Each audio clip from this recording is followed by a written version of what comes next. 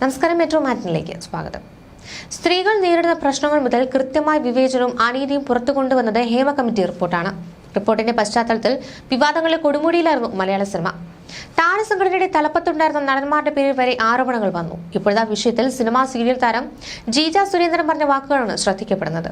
ഒരു YouTube channel നൽകിയ അഭിമുഖത്തിലാണ് പ്രതികരണം.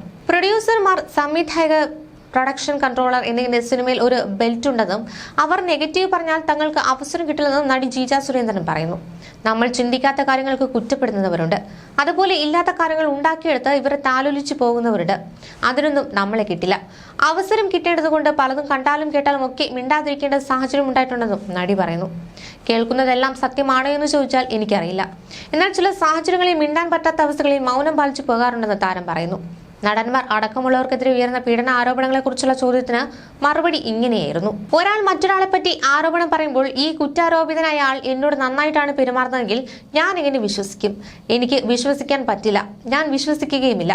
ഒരു പുരുഷനും സ്ത്രീയും സ്നേഹിച്ച് അവരുടെ അൾട്ടിമേറ്റ് ആയിട്ടുള്ള പ്രണയത്തിലേക്ക് കടക്കുമ്പോൾ പുരുഷൻ മാത്രം വിചാരിച്ചാൽ ഒന്നും നടക്കില്ലല്ലോ. ഒരു മുറിയിലേക്ക് ഇരുവരും പോയാലല്ല സ്നേഹം പ്രേമം ഒക്കെ നടക്കുകയുള്ളൂ. പബ്ലിക്കിൽ നടക്കില്ലല്ലോ. ഒരു സ്ത്രീ വേണ്ട എന്ന് വെച്ചു കഴിഞ്ഞാൽ ഇത് നടക്കുമോ? സിനിമ മാത്രമല്ല, എവിടെയും. എല്ലാം കഴിഞ്ഞിട്ട് അവർ നന്നായി പിഴിഞ്ഞ് പണം കുറയുന്നു തോന്നുമ്പോൾ 10 കൊല്ലം കഴിഞ്ഞിട്ട് എന്നെ പീഡിപ്പിച്ചു എന്ന് പറയുന്നത് പരിഹാസമായിട്ട് തോന്നുകയുള്ളൂ. അവരോട് പുച്ഛമാണ്.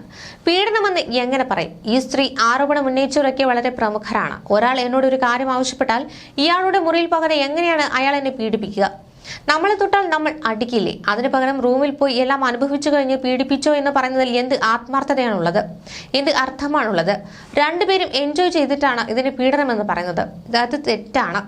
വൈരാഗ്യത്തിന്റെ പേരിൽ ആരോപണം ഉയർത്തുന്നു. പാവങ്ങൾ പുരുഷനായതിന്റെ പേരിൽ അനുഭവിക്കുകയാണ്. ഇതൊക്കെയാണ് ഇവിടെ മാറ്റേണ്ടത്. സർക്കാർ സ്ത്രീക്കും പുരുഷനും ഒരേ നിയമം നൽകണം. ഇനിയുള്ള കാലത്ത് സ്ത്രീയും പുരുഷനും സമമാണ്. മമ്മൂക്കയ്ക്കെതിരെയൊക്കെ ആരോപണം വരാത്തത് അദ്ദേഹം അതിന് പോകാത്തത് കൊണ്ടാണ്. അദ്ദേഹത്തെ പോലെയൊക്കെ പുരുഷന്മാർ ലോകത്ത് എത്ര പേരുണ്ട്? 1000-1 എന്നുപോലെയൊക്കെയുള്ള മനുഷ്യനാണ്.